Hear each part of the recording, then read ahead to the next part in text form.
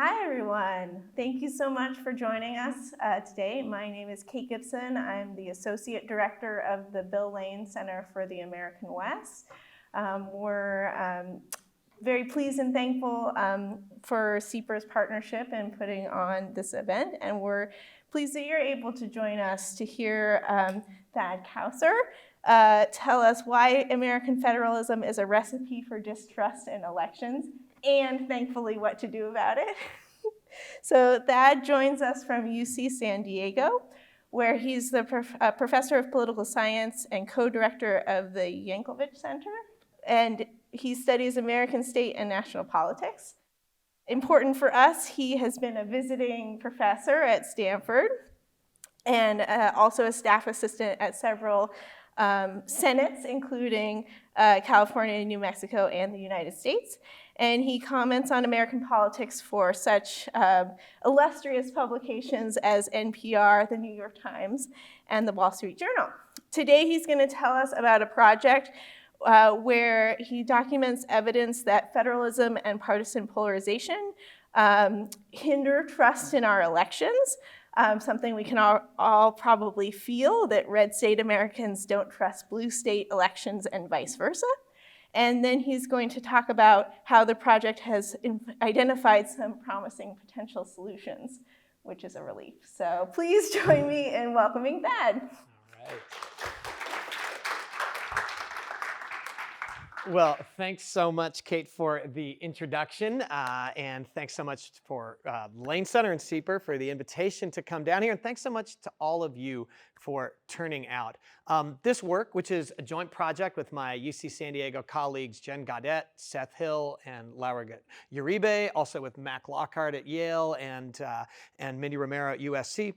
It's part of a larger work in progress, part of a partnership with election officials all around the country that we are attempting to scale up going into the 2024 elections. So what I would really love to hear is all of your comments, feedbacks, suggestions, interruptions. Please interrupt me throughout the talk. The economists here will be familiar with that, and I will look forward to it. So I want to talk today about trust in American elections, how fragile it is, and what we can do to rebuild it. Now, since you all pay a lot of attention to American politics, you know that we're at a moment of crisis now in election trust. 2016 led to a dramatic decrease among Democrats in trust in our elections, but that wasn't nearly the magnitude of the decline in trust after the 2020 election. In January 6 of 2021, this decline in trust among Republicans, but almost as strongly among independent voters.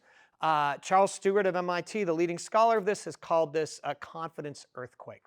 And no one has felt this decline in trust more than the people whose job it is to run elections. The state and local election officials across the country who really got into this business to run trustworthy elections.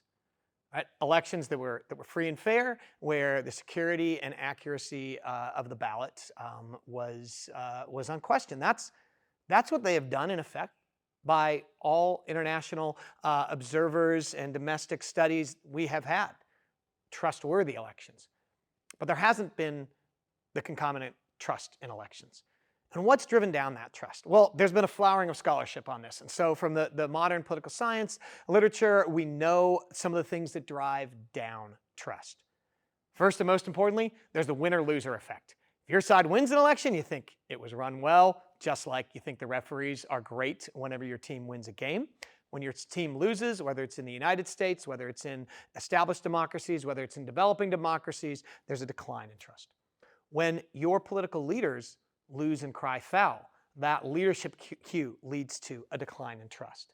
But what is it that can actually increase trust, and what are the obstacles to trust in our federal system?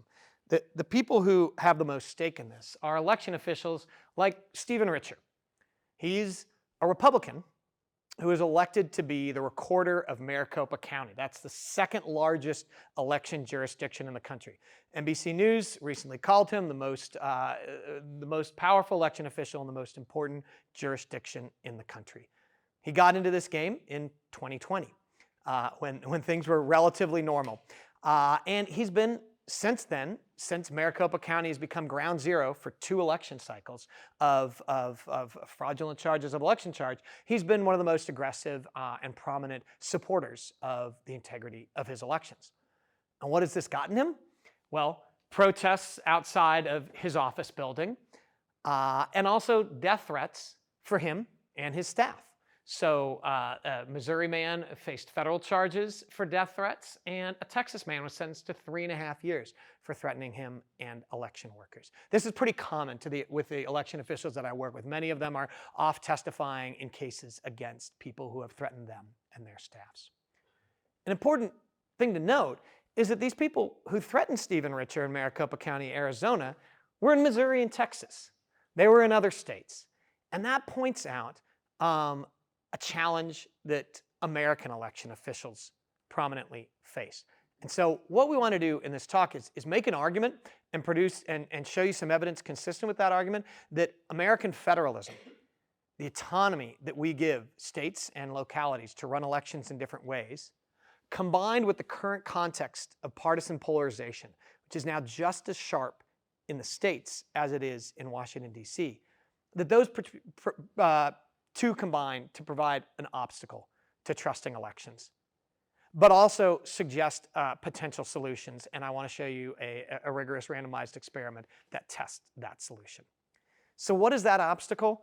Well, the obstacle stems from these 2 parts of American elections, 2 distinctive features of American elections, which are that we don't have 1 election, we have 50 elections. Our Constitution gives states control over the time, place, and manner of elections, and so in many of their key details, they are run in different ways. And the other thing that is distinctive about states, particularly at this time, is that the 2 parties, and very often the people running these elections, are elected leaders with a party affiliation. Those 2 parties are moving further and further apart in the political positions that their leaders take and in the policies that they pass in those states. And so what does that mean for trusting elections? Well, the recipe that it creates for distrust is that in order for me as a Californian to trust elections, I need to trust Georgia elections. I need to trust Arizona elections. I need to trust Pennsylvania elections. And those elections are often being run by the other party, who passes policies in other realms, abortion and gun control and all those sorts of things that I may not like. And I have what scholarship all coming from Stanford shows as a partisan affect, where I just really hate the people who are running those elections. And that produces a real barrier to trusting elections, because these states, as I said, are increasingly diverging in the rules that surround elections, whether you need to show an ID when you vote, when and how you can register, whether you can cast a ballot by mail. States are diverging in their partisan control. Even as recently as 2010, 40 states had divided government in some ways between the governor's office and at least 1 house of the legislature. Half of the states had that. Now 40 states have trifectas, unified control by a single party. So red states have gotten redder, blue states have gotten bluer in their partisan control, in their party positions, in their policy directions. They've diverged in what sorts of policies they're passing. And it's all happening in an era where the governors are getting in political debates and fights with each other. So trusting elections means having to trust all these things run by different people in a different land. But the irony is that everything that's actually contested in the Stop the Steal movement and in most of the concerns that have been voiced in the last 4 years are about the safeguards on elections, the way that ballots are protected and counted. And in those, states actually converge. So if you look at things like logic and accuracy testing of ballot counting machines, if you look at the chain of custody provisions that protect ballots, if you look at the way even those machines work, they're mostly provided by the same vendors. If you look at signature verification of ballots and of absentee ballots and registration cards, if you look at auditing, post-election audits, nearly every state does all these protections in the same way. But nobody knows that. I didn't know that when I started this project. I didn't know any of those terms. I didn't know any of those facts. And so what did I do? I think most Americans fill in based on this information, the overall partisan reputation of a state. They fill that in for whether they think that state does a good job safeguarding the accuracy and integrity of elections. And so that really is our theory, right? That if that is the problem, if people use information about partisan perceptions broadly about another state to extrapolate that to their view of how that state actually runs and safeguards elections, then there's a reasonable antidote to this, right? Which is filling that information back in, actually giving people facts and details about the substance of election protections, showing them that these are common across the states, that they're reasonable, that they're done by professionals, and the things are checked and double checked and audited, right? So that's the intervention that we're going to test in this series of experiments. It's providing people with factual information about elections and how they're run in other states in order to solve this problem that really stems from a vacuum of knowledge of the details of these safeguards.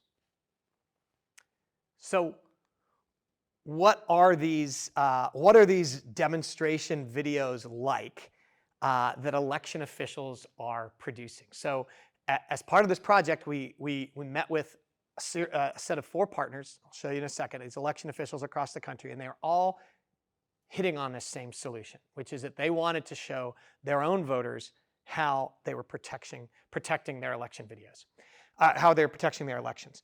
And so they were using really quite authentic, maybe charmingly amateurish, low production videos like this one coming from Secretary of State of Texas, John Scott. Hello, Texans. I'm Texas Secretary of State John Scott. Welcome to the second installment of SOS 101. Today, you'll be learning about voting systems in Texas, including why we use them, how they are certified, and how laws and regulations in the state of Texas help ensure that your vote is secure. Let's start with a short history lesson. So nothing fancy here. And it's really just a video where he's walking around the floor of a vote counting center, showing people, look, there's nothing to see here. These machines are not connected to the internet. Here's how we protect your vote, right? It's a straight up factual informational video. And it turns out that this is the approach that most election officials are taking to this. They're trying to become kind of radically transparent.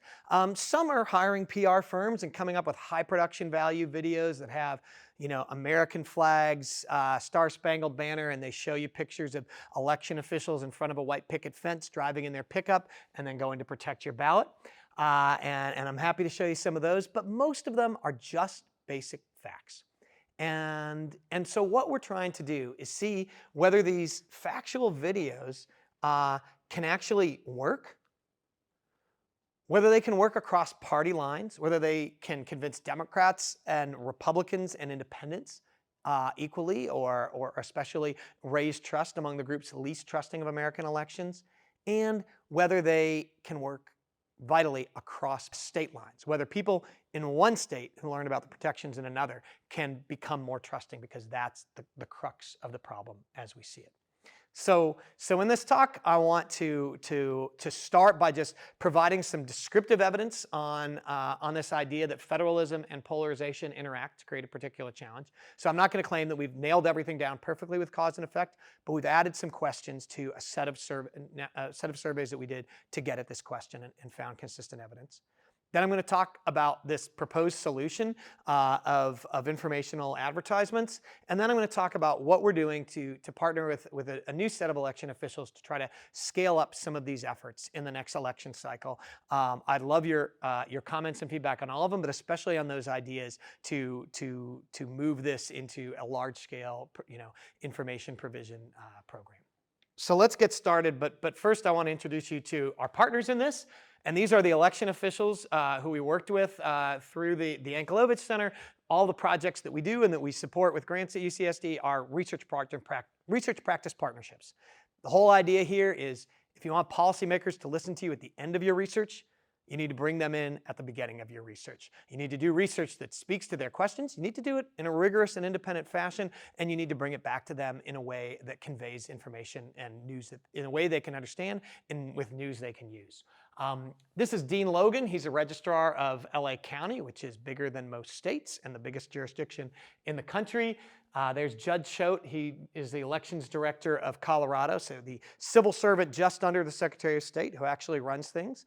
Helps that he's a former political scientist. There's Dr. Jesse Harris, the Assistant Secretary, Elections Director of Georgia, also a political scientist. And Keith Ingram, who was at the time the Director of Elections in Texas. He's no longer the Director of Elections through no fault of his own, but that underlies the challenges of working in elections today. So all of them were partners who helped us design experiments. So I'll show you some results from some experiments we did in 2002, right after the midterm. These were the experiments that we did in the summer of 2023. And they're all large sample, so a national survey and one in each of those states or counties that were reflective of the eligible voters in those areas. We delivered them online using the techniques to do online samples that reflect the overall population that were pioneered by Doug Rivers and others here at Stanford. In all of this, we made sure that people were actually paying attention. We kicked them out of the survey if they weren't. There's bots are a big problem in online surveys, and I'm happy to talk more about how we detected them. But we did a lot to make sure that we were getting a strong sample of people who are actually watching these videos. So, since this is probably like a one-sided test, Yeah. is there a reason why this is just like a general population survey rather than specifically trying to get people who are highly skeptical of elections? Since, we're going to see among the subpopulation, does it decrease? Right. So it turns out that depending on your definition of highly skeptical, there are a lot of people who are somewhat skeptical of elections. So I'll show you some numbers in a second that show you that for one of the parties, about more than half the people were on the low trusting side. So one idea would have been to subsample them to sort of just the problems, right? And that would have probably potentially had larger treatment effects. And here I'll give you a couple of reasons why we didn't do this. One, our partners wanted to know what their voters overall thought about a wide range of things. They wanted to know what they didn't trust about elections. Happy to talk about that. Basically, different parties have different concerns about elections and what the problems are with trust. They wanted to know how people wanted to vote. They wanted to know where people wanted to vote. And so they wanted representative samples. So this was partly you work with partners. You've got to do something that works for them. And the second was that when we came into this, we didn't have strong priors for who would actually be most movable. So we pre-registered these hypotheses. So this is a important new way of doing things in social science where you take your ideas and before you run your test, you say, here's what we expect these things to do. And if you're going to see if you're going to test whether these advertisements might work better for some types of people than others, you've got to say that in advance so that you're not just plumbing through the results and finding interesting patterns after you run them. And when we were pre-registering this, and we pre-registered that these effects might differ by party, I'll show you some of those in this paper, and we have a whole other paper about how these effects vary by race and ethnicity. When we were talking to these election officials, and we were trying to say, well, who do you think's most movable? Is it the skeptics? Is it the people who are knowledgeable? Or the people who are not knowledgeable? Is it the people who generally pay political attention? And one of them said, I don't think any of these people are going to change their mind. These ads, I don't know if they're going to work because my mom doesn't trust elections. I talk to her all the time about it, and I can't convince her that elections have integrity. But we are going to be, I think that is a very reasonable concern. Like, let's focus these on the people who need to be swayed rather than the people who are already at 75% trust levels. And one of the projects that we're doing is working with conservatives in one area, in one large metropolitan area, to do working with conservative leaders to do a trust building program that is focused on conservative voters because in that state, that's where the lack of trust is. All right, any other questions or thoughts? Thanks very much for interjecting. Let's keep these interruptions going, keep things live and interactive. So So we set up these experiments, and let me tell you a little bit about the kind of basic descriptives, the basic facts of looking at trust in elections. And these numbers are pretty similar to numbers that a series of that other public opinion researchers have shown about American politics. The first thing that people have shown, and that fits with the intuitions election officials asked us to pose the question this way, is that overall, people are a little bit more are much more trusting of elections in their own state than they are in other states. So if you ask people, we had a 4-point scale. Do you distrust elections? Some are a lot. Do you trust elections? Some are a lot. Everything I'm going to show you puts together and shows you the percentage of people who say they trust elections, some or a lot. Right? 72% of people overall trust elections, some or a lot in their own state. But it drops down by 14 percentage points when you ask about other states. This drop is there for each partisan group. So each of the parties are at different levels. Republicans, of course, much less trusting, so were independents in this survey, as I said before. But each group declines in trust. So Republicans, 63% trust their own state. That's not bad. That's not a crisis in trust. But only 41% trust other states. And that's what we need in order for people to trust the Electoral College, in order for people to trust the overall aggregate results of American elections. So there's this problem of trusting other states, and we're not the first people in the literature to show this, but the existing explanation has been about geographic distance. So Charles Stewart, Paul Gronke, others have shown that have made the argument that people trust what they see and know, and they just don't trust other states because other states are just further away from them geographically. We think that makes sense. We think that's an important part of the explanation. But we think another part of the explanation is partisan difference. Right? So this was what I started with, this argument that people don't trust other states that are governed by a different party. And so if that's true, this decline in trust among other states generically should be much sharper if we ask people about specific states that have clear partisan reputations. So what states have clear partisan reputations? So this is the cover of a book by Ken Miller, another fellow student of Bruce Kane's. Texas and California mean something to people all across the country, right? And so we asked at the same time as we said, do you trust your own state? Do you trust other states? Do you trust Texas? Do you trust California? And we looked particularly at what does red America, what do Republicans in Texas think of California? So how much do you think trust is going to decline? So let's look at that. Texas Republicans, 75% trust their own state's elections, right? So that's even higher than the overall level of trust among Republicans.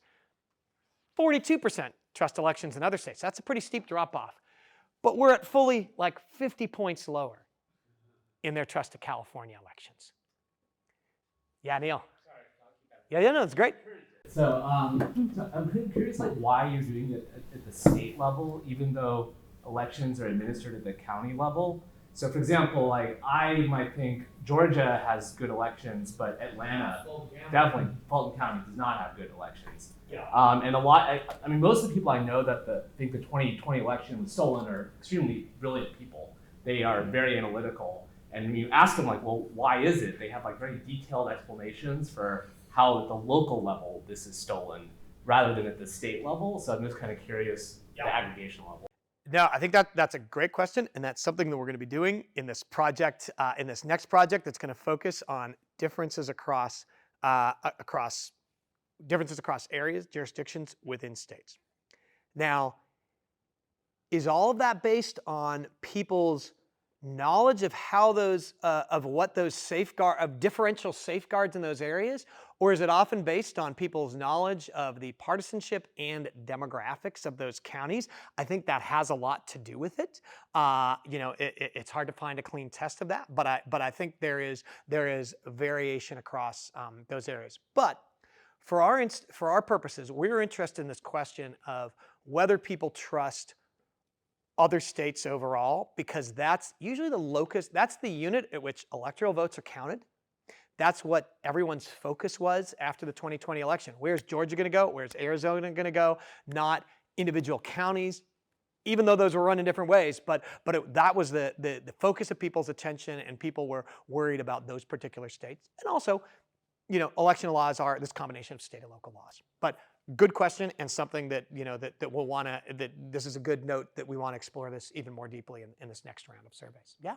I'm curious, and sorry if I missed this distinction earlier, but do you try to break down trust between trust in kind of the low-level election administrators, volunteers, those people, and their work versus the political influence, the politicians, the partisan officials that you mentioned earlier who are running the elections? As an example, Brian Kemp running for governor and still also administering the election is a different level of trust than do I trust the person counting the ballots to do it well? So how do you disentangle those two things? Yeah, so the questions that I'm reporting the numbers here for are this aggregate question of, do you trust the accuracy and the integrity of this election? We've asked, do you trust that the results accurately reflect who the winner was? And we've asked, what's your general trust in the American election system overall? And we see pretty similar trends in each of those measures.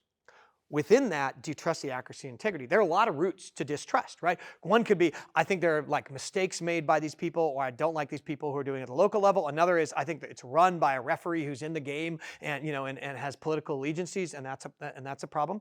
And we don't disentangle those in any of these aggregate figures. We have, and I can send you to a public policy report where we break it down. We've asked about 8 different ways in which people might distrust elections. And we find that there are these locuses of concern that really vary by party.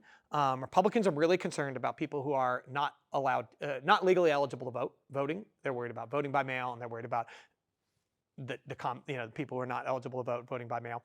Democrats are, when they're worried about people who are eligible to vote being prevented to vote.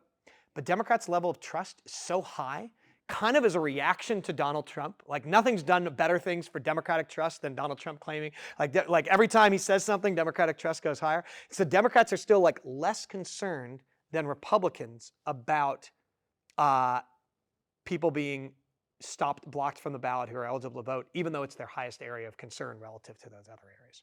So the short answer is we don't know exactly which officials, and that's a good question, a good thing for future research. We don't know which of those officials they distrust, but we can break down their distrust into those different types of people and types of voting errors. This is maybe a question for future research, but your comment about electoral counting made me wonder if there had been any thought to trust in purple state elections, given that that's where the big difference is, where everybody's looking. Yeah, so we also asked about Arizona on this. I don't have the data on Arizona. It's kind of in between, but it's lower among Republicans because basically Republicans lost in 2020 and in 2022 governor's race in Arizona. We could maybe in the larger Q&A, I can talk a little bit more about another survey experiment that we ran about whether a late election results, including those in Arizona, caused distrust and how to inoculate people against that. But we do have one purple state in here, and I think you're right. It deserves more exploration. So Republicans in Georgia, very similar. Don't like California. Maybe this is just something that Republicans do. Well, Democrats start at higher baseline levels of trust, but also see declines. So in LA, 90% trust California elections, 78% other states, 69% in Texas, and it's an even steeper drop-off in Colorado. Maybe this is just like naming a specific state. Maybe in the abstract, people are like, well, I kind of trust other states, but then when you tell me about one state, I've heard something about it and my trust levels decline. So we also use the fact that we're talking to Georgians to say, well, they don't trust California elections. What about Texas? Maybe they don't trust Texas either. No, they trust Texas elections even more than their own states.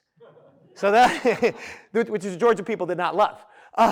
So their trust in a red state's election is really high. So again, this makes us even more convinced that there's a partisan element to this, right? That it's not just geographic distance. We trust elections run by our team. We don't trust elections by other team. And Democrats are similar, right? Colorado Democrats trust California elections a whole lot. Yeah. do you think it's the team running it or the result, or both? Yes.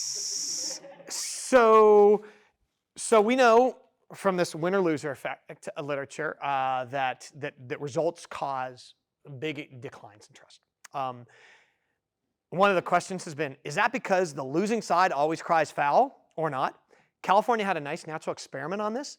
Remember that recall we had in 2021? Larry Elder, the Republican candidate, got up on election night and said, I lost fair and square. This wasn't based on fraud. He got booed by the audience in front of him. In that election, we set up, but you had an election where Republicans lost but did not claim fraud. So that's a good way to test whether it's driven by mass effects.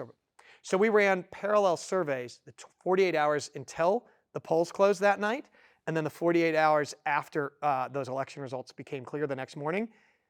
Like a 12-point decline in trust in elections among Republicans immediately, 10-point increase by Democrats, and independents stayed totally flat. So winner-loser effects are real. That is part of it. But these are in some ways just the same team. But they're also not unexpected results, right? One question is, are Texas Republicans not trusting California elections because they think indeed Donald Trump run the state of California, or a Republican won the governorship of California? I'm not sure they are. I think they really think Californians are all crazy and they're all Democrats, and they're just they're going to stop sipping their lattes, hugging their trees, and vote for Democrats. So I don't think that they think that there is fraud that determines that result, but it may be all part of this. I think your story, which is reasonable, and we need to figure out a way to test against it, is all part of the story of we just don't like the other side, and we're going to take that out in not trusting their elections. Yeah. I may be scooping a later slide here, but what do Georgia Democrats think, or Georgia Independents? Yeah, so their trust is they are more like Colorado Democrats, but not quite so. So we have that in appendix, but it's similar. If you look at all these people nationally, so this is just from our national sample. We asked people, do you trust these are Republicans. We asked, do you trust California elections? Do you trust Texas elections? Big split. We asked independents, and they're about, they're pretty equal in their two levels of trust. And then we asked Democrats, and they're much more trusting of Georgia elections. So we think it's sort of it's a generally held partisan viewpoint that's sharpened by you being in a particular state, being in another state and not observing them. There's another question here, I think. Yeah. Well, I think I was going to follow up on this question and also that, but just asking. So do you test how? I get the colors right here. Yeah. How red. Well, take your Larry Elder example. Are you testing how red state voters in California think in general about the legitimacy of our elections, or how blue voters in Texas think about the legitimacy of Texas elections? Yeah, so Republicans in California are less trusting, significantly less trusting of California elections than Democrats in California, but they're all part of that kind of higher baseline overall. There's some deviations from this, right? There's some states that are, and this is all from data that Charles Stewart at MIT does with his survey of performance of elections, where they do 200 people at least in every state, so you can know what really small states. There's some states where, like Alabama, there's really high levels of trust in elections. And you think first, on the one hand, that's really surprising because there are a lot of Republicans. But also, I think for the logic that you were saying, they're all winning every time in every race. And so they like that result. No one's crying foul. They don't see their leaders crying foul. And so there are these, so there are some red states with very high trust, even among red voters. In part, and we don't have a full explanation of that, but my kind of reasoning there is they're seeing their team win. Yeah? So I wanted to drill down on the word trust. Does that, I assume that captures people who think or mistrust, if there's voter fraud, people voting more than twice, miscounting. Does it also capture statutes that make it more difficult to vote? Lack of drop boxes or eliminating drop boxes, or even not being able to take water back on the line. Or voter ID, or large, so we're never entirely clear what people, when you ask them the word trust, put into that word, put into that. Some of the evidence that in fact it does come from our studies on race and trust. So I can show you data if you'd like, but two quick findings. So one, there's been a lot of focus in trust literature on Republicans, especially white Republicans, but not much focus on the groups that have been for over 100 years, systematically disfranchised in American elections. Latino voters, Black voters, Latino voters, and Native American voters. We find in what we think is one of the first analyses of its kind, just really persistent and strong trust gaps, where within a party, Black voters and Native American voters especially are much less trusting. But we find that their trust in elections, and this is using the same dependent variable, same question here, that gap between white Americans and Black Americans in trust declines and even goes away in states that have very inclusive voting laws. So in states like California and Colorado and Oregon that have no voter ID, that have all that make it easy to vote by mail, that have all the things that are not disfranchising, that gap goes away, and then it gets bigger and bigger as states pass more and more of these laws. So I think that shows, that's consistent with this idea that part of trust is, do I feel like people like me are allowed to vote when they legitimately should, that's all wrapped up into this trust in elections, as well as, is anyone miscounting? Yeah? I'm really struck by this question of the drilling down what does trust mean, because the fact that these numbers so mirror the differential in out-party views of the other party. For instance, that Democrats typically, I don't know how to say this, are more forgiving of Republicans than Republicans are of, like Republicans think that Democrats are more immoral than Democrats think Republicans are. There's Pew research that shows that. Okay. And I'm going to follow up with you for those citations, but that's important. All right, that's good. Afterwards, yeah. But it mirrors the sort of effect size that you even see here. It mirrors it. But my question is, that's just a statement. The question is, have you done any research that follows states that have had dramatic changes in their voter laws to see whether those things actually change? I left Wisconsin when they had same-day voter registration. It now is much more restrictive. Do those laws have an impact on how people how they change their views about the trust in the systems? It's very intuitive that they would, and I haven't done this research, but I've reviewed this research as part of a team that did a white paper on voting trust, and essentially the findings so far in the literature is that they're very small to null effects of actual election laws on trust. And that's part of why we're kind of moving into this, how do you actually communicate to build trust rather than just changing laws? But voter ID and other laws don't seem to increase trust. People like them and they favor those laws, but when you hear about them, when you say this state has it versus a similar vignette that doesn't mention that, it doesn't seem to elicit an increase in trust. All right, yeah. So your presentation suggests that the trust level is, I would characterize as emotional. That is a reaction to winning or losing. And I'm wondering if you could comment on a thesis that rational presentations don't affect emotional responses to the same degree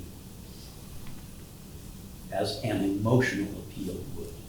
Yes, so that was at the beginning of this research program. We were trying to kind of categorize these advertisements into emotional ones versus informational ones, and there are a couple. We'll see if I can show you one of them. The one that I was describing, the Virginia's Democracy Defender, which is flag waving, Star Spangled Banner playing. It's appealing to people's emotions, showing that these are people like you. That was effective, but it was equally effective it had the same impact or similar estimated impact as like a really low budget cartoon that Maricopa made with a little fill the ballot that explained all the ways that he was protected. That was just purely an informational video. So, one, it's hard to make an all else equal comparison of emotional and factual appeals.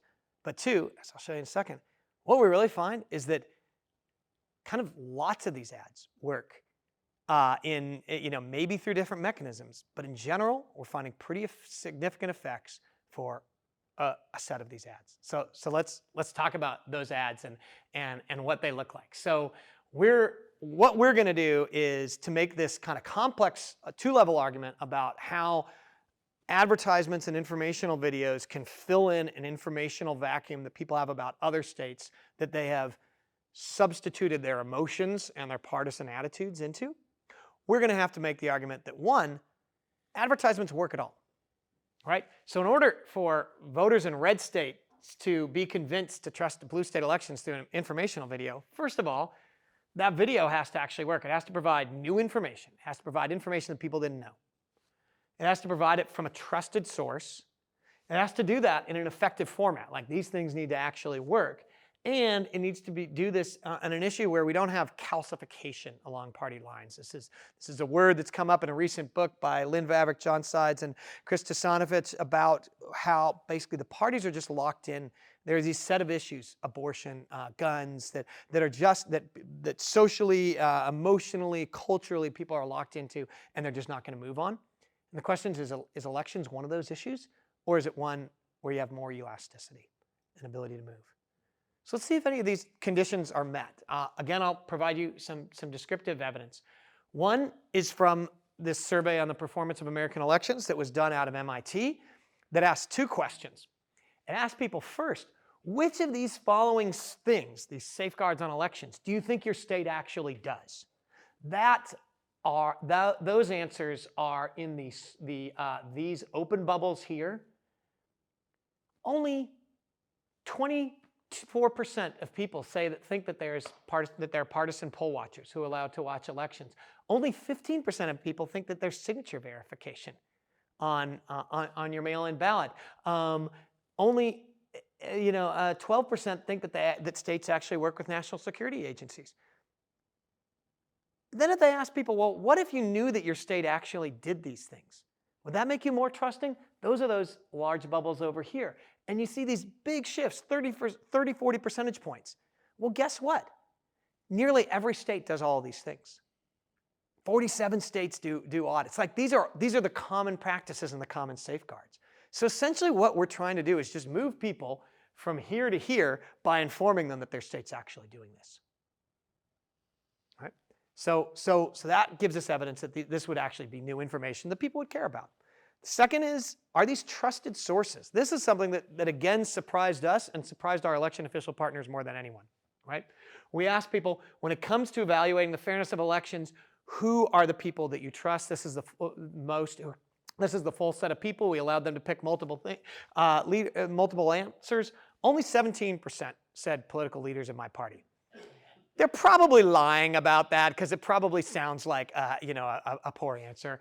But really, 50%, the most trusted people were not local newscasters, not CNN or Fox, but local and state election officials in my state. It kind of makes sense, right? They meet the conditions for trust that experimental work at UC San Diego and others have shown. Like, you want people who are experts and who share your interests, and to the extent that they're nonpartisan, they share your interests, and they're clearly experts. So people are primed to listen to state and local election officials, according to what they told us in our survey. Now, do these things actually work? Well, in 2022, after the midterm elections, we did this series of randomized survey experiments. So here's how they work. They're really simple. It's just like a drug and placebo study that you do in medicine. We take our sample this was in Texas. A third of them watch that video, that low budget video I was showing you with John Scott. A third of them watch John Scott show up on Fox News and basically deliver the same informational message. And a third of them get a placebo, just a normal advertisement. All right? And we look at their changes in trust. We asked them about trust before, we asked them about trust afterwards, and so we're getting a within-person change in trust. And what we found was that in each of these states, we found at least one effective message. And the majority of our messages were effective, and the percentage point increases in the percent of people who said that they trusted elections, some or most of the time, compared to not trusting elections, were really pretty large, right? As far as survey experiments go, these 4, 7, 13 percentage points are like at the edge of what's even credible for believing that you move people. So they're really changing opinion a lot just by watching this 30-second ad. We'll talk more about whether these are persistent or not, but at least watching the ad immediately afterwards, they were much more willing to say that they trusted elections in their state or another. Finally, did this move people across party lines? Well, one idea in American politics is it's just that members of parties just put up perceptual screens, and they're just not going to accept information that doesn't fit their partisan priors. But there are other ideas that maybe the parties are divided, but they'll all be persuaded in parallel and they'll move together. And that's what we were hoping for, but really uncertain about whether it would happen. To test this, what you run is an interaction between party and the treatment. You see if the treatment is more effective, if watching this video has a bigger impact among Democrats or Republicans. And what we found were in all of these experiments, essentially no differences, no significant interactions between your partisanship and the treatment across any of our treatment conditions. So really in this first round, Republicans, Democrats, and Independents were persuaded in parallel, moving together in their levels of trust, which was positive, but surprising for us. So finally, this sets up this question of can we then take a message from one state and show it to voters in another state? So that's essentially what we did. We took these Texas ads and we showed them to Californians. So we had an experimental design that was a little bit more complicated than that. We took the Texas videos and we showed them to LA and Colorado respondents, as well as a third of our national sample. We took the California videos, showed them to Texas and Georgia respondents, as well as a third of our national sample. There are different ways of testing the effects of these that we show in the appendix, but basically they all show the same thing, which is this surprising impact that across state lines, these ads actually swung people's trust. So these are the estimated treatment effects. So read across that first line. If you view the video rather than the ad with Cadillac or Jake from State Farm, after watching that video, your trust, if you are a California or Colorado person, your level of trust in Texas elections was 11.6 percentage points higher. Some of that also spilled over to your state, although the effect is less than half the size, but you're just getting more warm and fuzzies about elections overall. And some of it spilled over generically to other states. So Californians and Coloradans could learn to trust Texas elections. But what about Texans? Could they learn to trust California elections? Shockingly, the Texans could. And the Texans and Georgians and part of the national sample got about a 10 percentage point increase in trust. Didn't see so much spillover into Texas elections, but trust in those were already pretty high, and a little bit of spillover to trust in other states. Yes? So when you did these surveys, it was not at a time when there were elections going on, right? That is an important point. Yes, correct. Were not people speaking as loudly about how you shouldn't trust elections.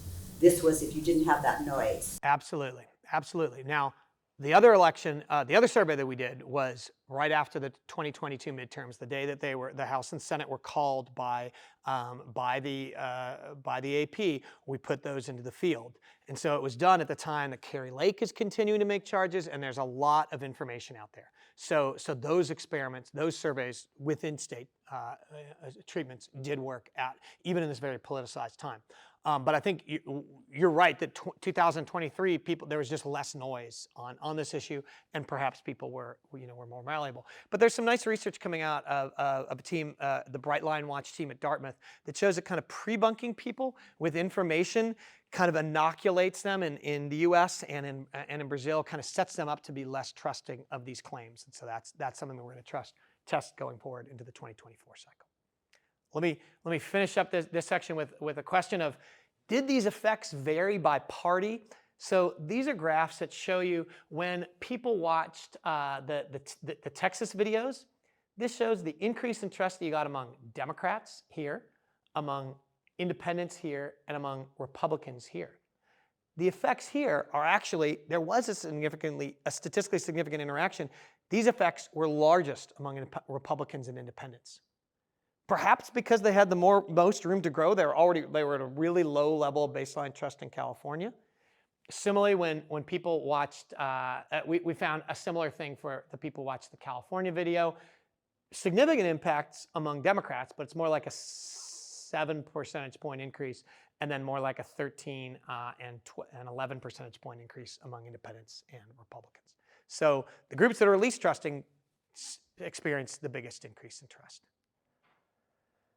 Should you believe any of this? What are the reasons to doubt? Well, one of the things that we always worry about are, when people are taking a survey, they're kind of trying to figure out, what is a survey person trying to get me to do? Like, maybe they're just, okay, they're showing me a video about trust in elections. Maybe I'll just say I trust elections. Now, there are reasons to believe that this is such a politicized thing that people wouldn't really change their mind about the Stop the Steal movement based on just trying to please a survey researcher. But we're going to try to look to see whether these are simply demand effects. Does any of this actually lead to changing behavior? That's what we really are going to care about this year, and I'd love your ideas about that. I'll show you a little bit of suggestive evidence that it may go beyond a pure attitude about trust. And then I'll answer this question about, does any of this last after this quick survey that's one tiny part of their day? Okay, is this just a demand effect? Well, in our first set of surveys in 2022, we did two different things. We showed people a video from their own state and did that experiment, but we also showed people one of these videos, either Virginia's or Arizona's or Maricopa County's. So that's about trusting other states. And what we found was that people became more trusting only of the jurisdiction that they were learning about from this video. So when they watched the Georgia ads, people in Georgia, there's a Georgia ad. They became more trusting of elections in their own state, but not in other states. By contrast, when they watched one of the national ads, including this very emotional appeal from Virginia, they became more trusting of other states' elections, but not their own state's elections. So they're not just saying, yes, I trust. They're tying their reaction and trust to the jurisdiction that they've learned the information about. That was a little bit of convincing evidence to us that we weren't just eliciting demand effects. Does any of this actually lead to behavior? Well, I'll be clear, we don't have any measures of actual behavior, but we have some measures of intention to behave. And this is, again, this is the same randomized experiment that we did in 2023, where we looked at people who viewed the video. They became 10 or 11 percentage points more trusting. Well, they also became about 4 percentage points more likely to say, I'd like both candidates to pledge to respect the results of the election, no matter how it turns out. They became slightly more willing to say, I'd be willing to be a poll worker, and they became about 2 percentage points more likely to say that they'd like to turn out in 2024. And that was true in both of our samples.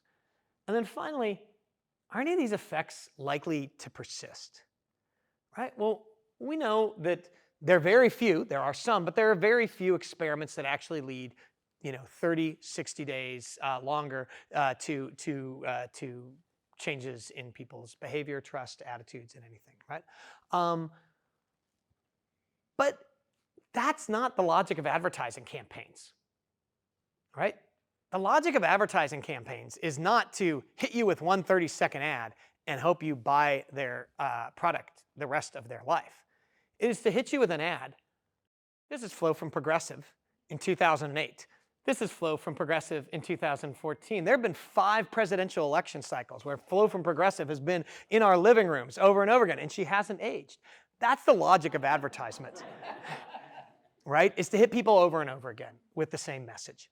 And so, our view is, these probably aren't persistent. We're going to try to test for that in the next round. But what you need to do is run a serious public information, serious PSA campaign, and hit people over and over again with these messages, because we know they're going to get bombarded with messages from the other side. So very few of these election officials have big budgets. A few do.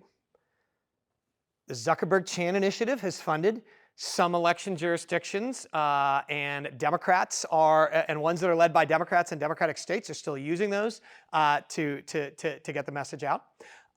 There's some foundations that are funding these, and there are some jurisdictions where they're just putting taxpayer dollars into voter information campaigns to let people trust elections. So Maricopa County is doing this on a broad scale, and some Bay Area counties are doing this, and there may be others that I just don't know about. In Texas, the elections office that we're working with was taking these our studies and taking them to appropriators to convince them to try to do to fund more of this. So our hope, part of this partnership, is by showing what works, what doesn't work. We're going to give people abilities to spend their scarce resources widely, but also providing rigorous evidence that some of this stuff works. We can let them use to advocate within their governments for more budget to do this. But I think in this next term, it's going to be foundation money that is probably going to potentially support this. But if any of you knows a big foundation or a big PSA campaign, we'd love to see that. So yeah, some questions over here. Do you anticipate any ways that parties might move the goalposts? So let's say that the messaging is effective, even marginally, that can, I think, sometimes just lead the people who are making those appeals before to just kind of change their argument to then recapture people's attention. So are there any ways that you anticipate you might have to change the messaging rather than just repeat the same message? Yeah, no, I think that's it. That is a wise point, because politicians are really good at gaming systems. They're really good at figuring out what's going to advance them. And I think at the end of the day, the actual messages that you use to respond, nothing in this nails down the question of exactly how do you design the perfect message. We're trying to work with election officials who are allowing us to co-create messages with them to try to change one element and keep all the other elements the same. So one thing we're doing, in Maricopa County, where we're partnering with them to test their election facility tours, we're also working with them to answer a question that election officials have, which is earned or paid media better? Like free media, if I go on TV and do an interview versus if I pay for it and do a PSA myself, what works? Well, Stephen Richer is always doing these TV interviews, and Mac Lockhart, our great former grad student, had the idea of saying, well, what if we take that script and have him deliver it at a PSA? So we did that. He did it in front of a green screen. We put some B-roll behind him. So we're going to be testing in Arizona these two messages through these two formats. We're trying to work with another registrar's office to vary the ethnicity and accent of the people providing this information. So we're trying to kind of get at what are better and better ways to deliver messages in order to develop an elections trust toolkit for election officials. But all of that will have to be rewritten. And so at the end of the day, what we can offer is a technology that will help them A/B test those new messages, hopefully in real time as they respond. But I think you're right. There'll be changes if any of these work. But if we get to that, like if these work so well that people are going to change their messages, that would be a win.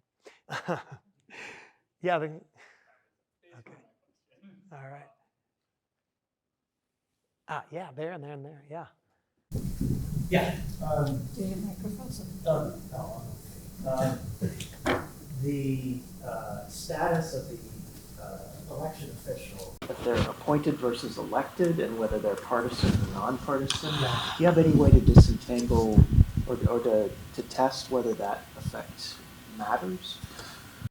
That's a good question. A straightforward way to test that would be to run a randomized survey experiment presenting that information with the 2x2 thing of appointed, elected. You'd have to be truthful. I think you would have to do it without respect to like an individual person, right? In order to be truthful and to vary those. And what's your instinct or what's your intuition? My intuition is that if Brian Kemp is running for election and also managing the election, I'm going to distrust him more than if there's someone who's appointed and who's nonpartisan. Yeah. So that's interesting because it adds a third dimension, right?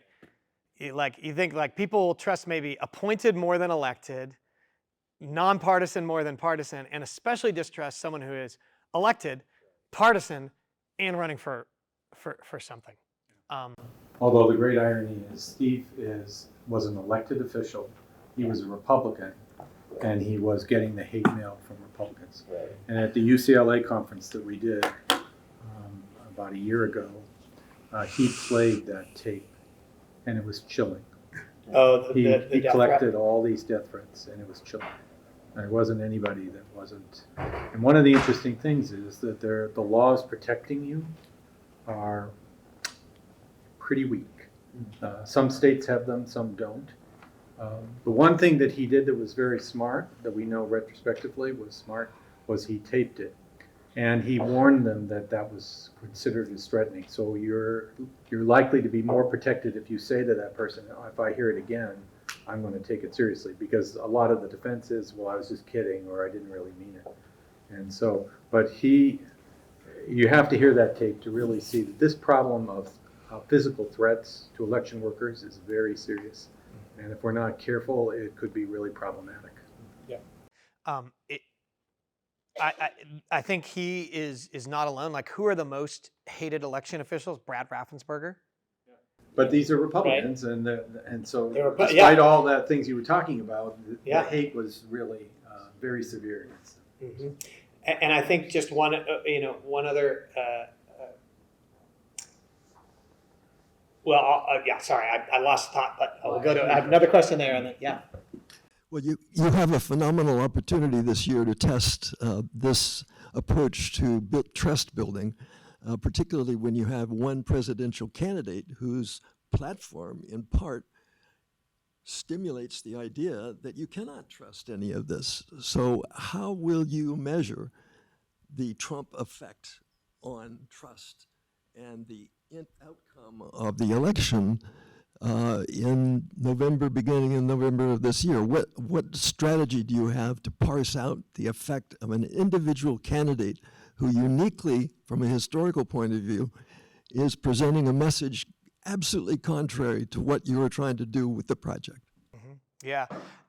So there was a great paper that came out of, the lead author was Katie Clayton, who's a current graduate student at Stanford, that in 2020, when this was all happening, it's a fairly straightforward vignette experiment where they tell people or don't tell them that Donald Trump claimed fraud, and it shows that it moves trust among Republicans massively. And so that, on the one hand, it's not shocking, but on the other hand, it's really important to know, right? That it's not just losing an election. It's not just it's in the air. Everybody knows that Donald Trump, but just reminding people that Donald Trump has claimed fraud leads to this immediate and large and significant decline in trust. Sorry, say that again. So just reminding people in a survey, so half the people randomly got told, hey, Donald Trump says there's fraud, or they're not told that. Those people who are told Donald Trump says fraud, if they're Republicans, they then report much lower lower levels of trust. So we know that just that leadership cue.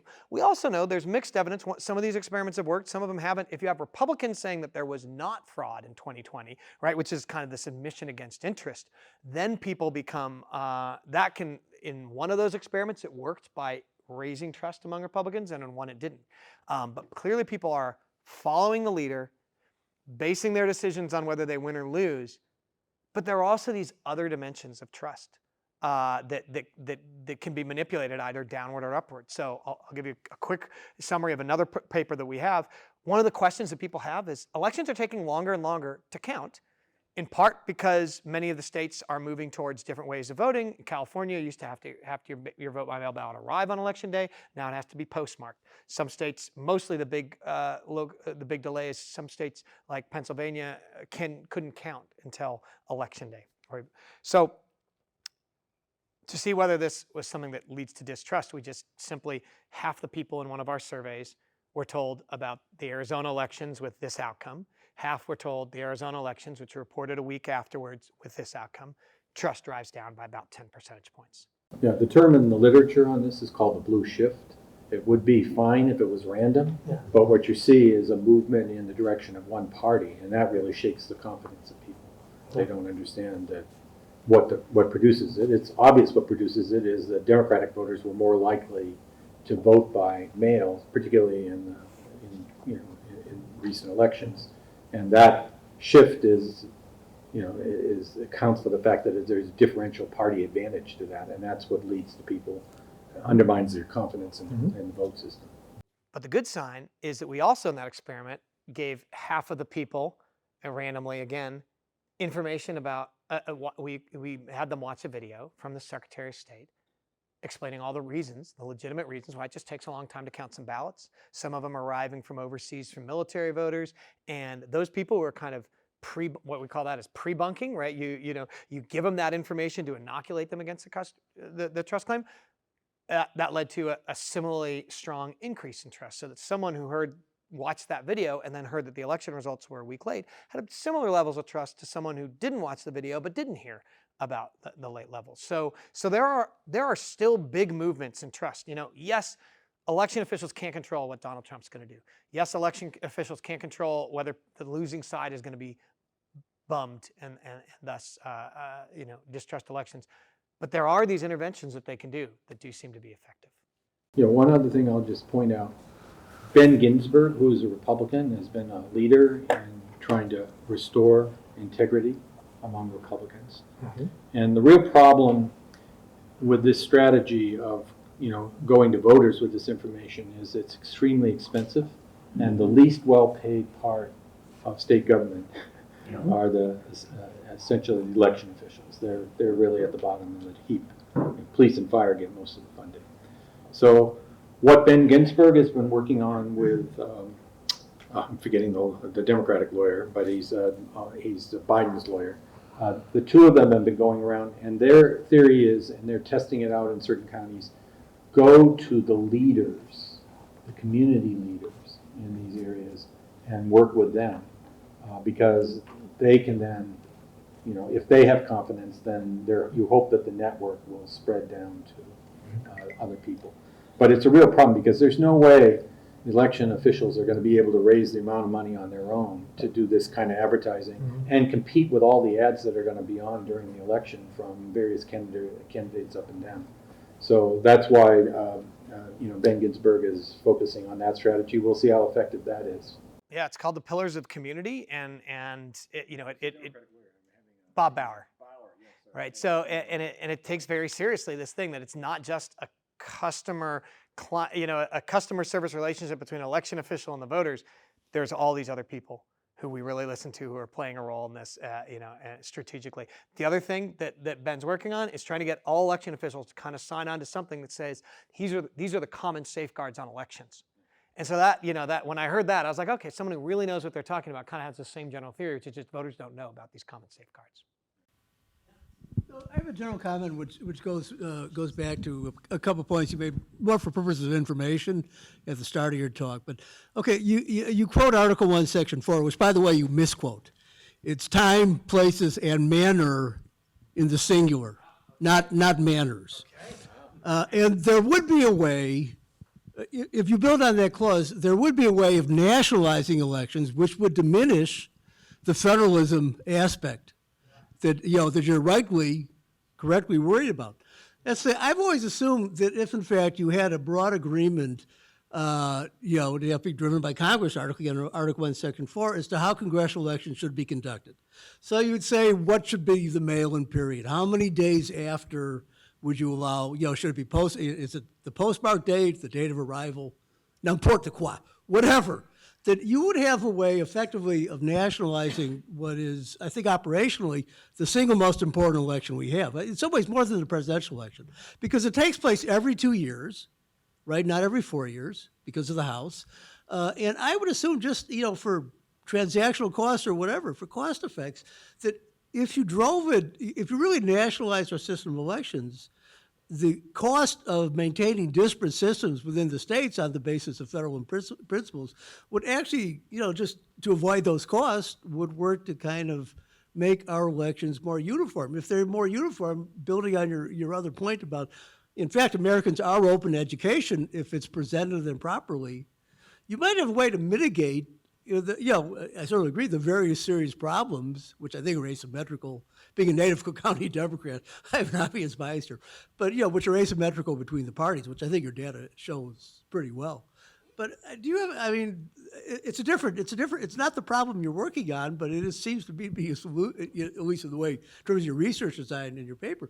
But it seems to be a plausible answer that I'm surprised has kind of gone neglected in discussions about what to do about this wretched situation we've fallen into, particularly within the last decade.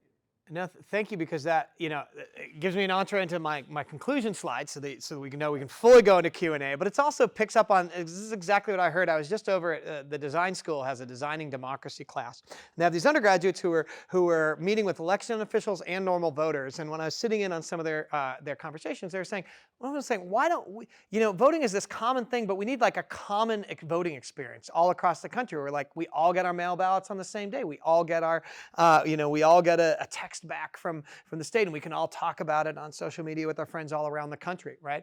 And look, there are costs and benefits of the federal system and national power. Like, that's why we've been debating this for the entire history of the country. What should be states' autonomy? What should be national power? When you get to this question of elections, so I started out with like, the title of this talk is like, Federalism Bad for Election Trust, right? But federalism is good for other things in elections. So, okay, so like, what do I think we've done in this work? Just to skip over a few things, we have a new explanation of why there's lower trust in other states' elections than your own. It's about ideological and partisan distance.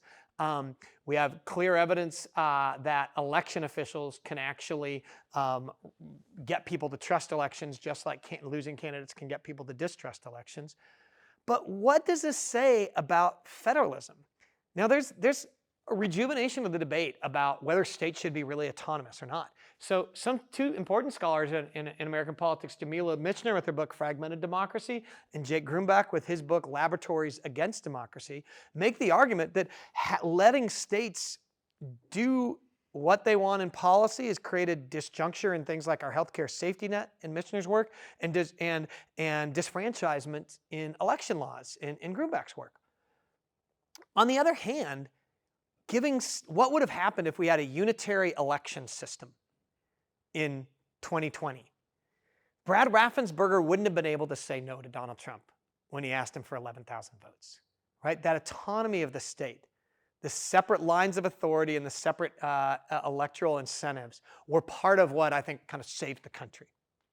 And there have been moves to have you could say, well, we don't need to have a unitary system where there's a single boss who gets to tell everyone. We just need to have everyone operating under the same rules.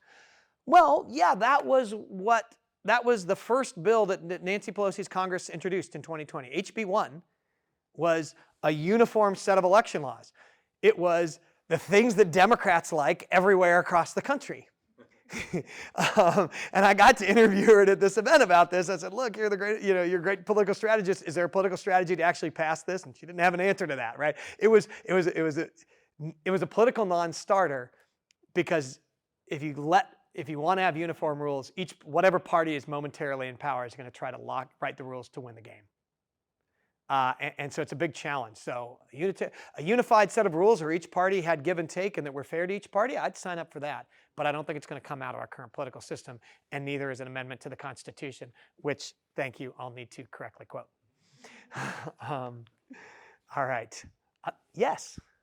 I was interested to know if you separated out the impact that watching the videos had on the minority groups that you mentioned, the traditionally disenfranchised groups like African Americans and Native Americans and Latinos, and particularly mainly because of what you just said, that many times from what I've heard in many of my networks and friends is that no matter who's in power, they're going to change the rules and they're going to change the laws in order to make it beneficial for them to win more.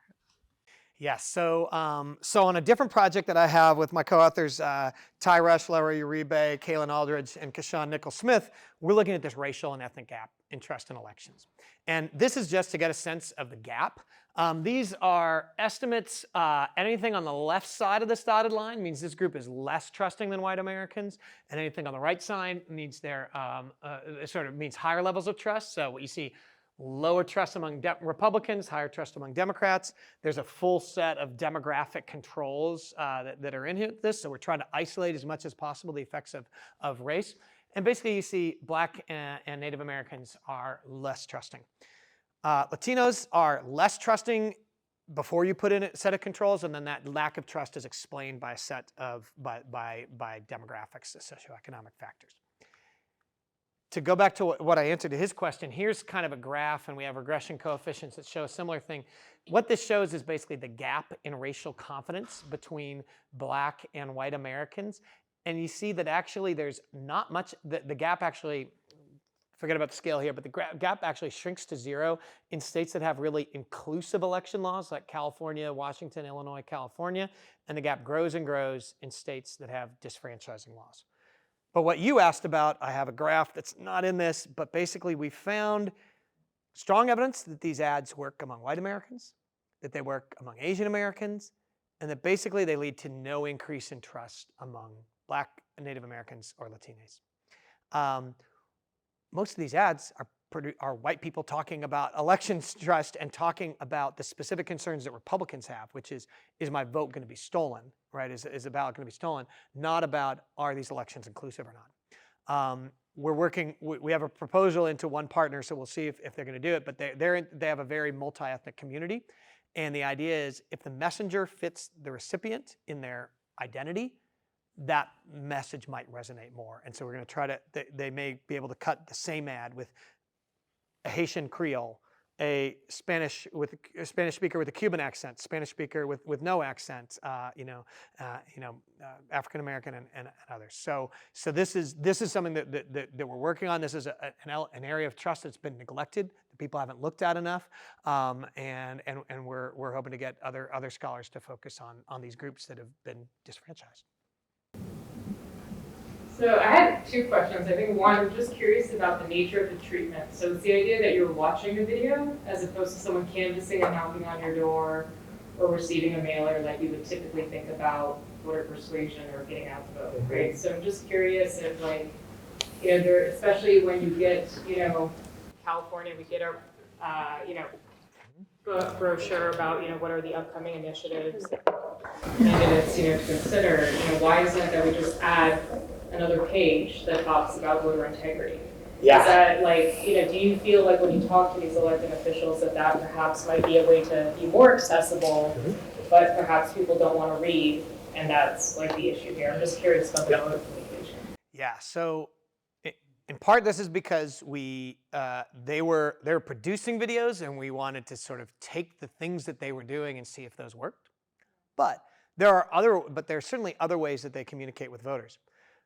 We did another experiment that we actually were able to publish, even though it led to absolutely no results, which is that in California, we partnered with California Common Cause, a nonprofit group. We randomly sampled 125,000 people to get a letter about all the protections on elections that came. It was basically taken from the Secretary of State's office, their information. Another 125,000 got a letter talking about the Track My Ballot app. You guys use that, you get and it told them all about that. And then 4 million people were kind of a control group that didn't get any messaging. And we looked at attitudes on trust with a follow-up survey based on their voter emails, and we looked at turnout. And we found total no effects on each of these. And it was powered to, if the effect had even been half a percentage point, we would have found effects, right? Is that because people are getting 15 mailers and they've got to throw, they throw some things out? I don't know, or is it because videos are more effective than mail? We don't have any rigorous, well-designed research to test that. But I think one of the questions is, what are the mediums in which these things work? Do Instagram messages work? And so we're going to try to partner with officials to test different social media strategies. But I think you have a good question, which is that, is it something specific to videos, or could the same information be effective in print? And my thought was these videos actually kind of show people what they should trust, and that could have been more effective, but I don't have any rigorous evidence in that. I had another question, which is with some of the comments brought up today is that it's interesting that like the respondents have a general shared set of like norms as to what voter integrity looks like. But when we talk about like voter access or ballot access, that's a more Right. partisan issue. Mhm. I don't know if it's calcified as the way you talked about it earlier, but is it the case that perhaps the same medium could be used to perhaps make this a less partisan issue if people just understood that states have, these features? Or, the other way I was concerned when you were giving your talk is also, shoot, if you actually start highlighting that states agree on these, like, protection or Is it going to pull people down to the left? and start making this a more partisan issue on things that states generally agree on. So I just was curious as to like, what is the impact when we start stepping into a more partisan space about ballot access and voter eligibility, but then also what is the impact of you just even bringing awareness to these issues that are typically boring or nonpartisan, that like, perhaps now those might become partisan issues where candidates might say, hey, voter, the way in which you go about this particular procedure, that's now going to be a blue and red issue. Yeah, I think you're absolutely right that there are a jointly held set of values about whether everybody believes elections should be safeguarded and the count should be really well protected. And there are big differences in whether people think there should be voter ID or not, whether we should allow anyone who wants to vote by mail, whether there should be more of an intensive citizenship verification of people who vote by mail. That's kind of the battle that's coming. So there are some things that are more contested. Our approach in this was really to focus on the technocratic issues in which there are shared values, because that's what's being contested right now. The people who don't trust elections, the Stop the Steal movement, was all focused on the counting of ballots. It wasn't focused on people voting without voter ID. It was predominantly focused on Sharpiegate and on these ballots not being The counted. absentee ballot issue is going to come up again. Yeah. Like President Trump already brought up that issue in this cycle. So like, well, he's backing away from it for political reasons. That's the interesting little experiment that's going on here, is that he's now embracing absentee ballots. Oh, I didn't realize that. Yeah. How that flips attitude. Yeah, it'd be interesting. We did a set of 4 polls. We have a paper that we did a set of 4 polls during the 2020 election that showed just the polarization as the more he talked about it. There's hardly any partisan polarization about vote by mail in April of 2020. And then it just, every time he talks about it, it just grows and grows. So what Ben Ginsburg was saying is that the political consultants on the Republican side were dying 1,000 deaths when Trump was putting this down, because they had gotten very good at using absentee ballots. And so finally his people have gotten to him, and now he supports absentee ballots. Yeah. All right. Let me know. Yeah. 1 or 2 more questions. Okay, we'll just do 2 more questions. Yeah, Neil? So underlying all this is some theory of democratic stability that I don't think you've explicitly stated, which is democracy is threatened when you have some percentage of people that kind of violate the norms. So go back to Bruce's thing about the people leaving the death threats. I'm skeptical that these results would have an effect on those 0.1% of people. I also doubt that it would have an effect on the 1,000 people who participated in January 6th. And so the question is that you're presenting some heterogeneous treatment effect, but they're mainly ATEs or ATEs in very, very broad populations. But a lot of the people who are worried about democratic and political stability say, no, it's actually the tail risk, which is big, but your study is not really about the tails. So what is the underlying theory of democratic stability that depends on the median voter being affected by this? It's about losers' consent, and it's about how we should react to January 6th. Because I think this is spot on. I absolutely agree with you. We've kind of thought and talked a bit about this. I absolutely agree with you that this is not going to stop people from marching on the Capitol on January 6th. But if Republicans broadly trusted the election results in 2020, they would have seen that much more as a norm violation, and there would have been much more of a political impetus to impeach Donald Trump, to kind of keep him out of the party, and to support strong penalties against January 6 protesters, right? It's the fact that almost immediately, within a month of January 6, approval, Donald Trump, gets back to having more than 50% of Republicans wanting to renominate him. It's that more than half of Republicans say that they believe the election was stolen. That created the political window for Donald Trump to re-enter American politics and for people and probably to be able to pardon January 6 protesters. And so it's that kind of overall basis of public support that wouldn't be there if people broadly trusted elections.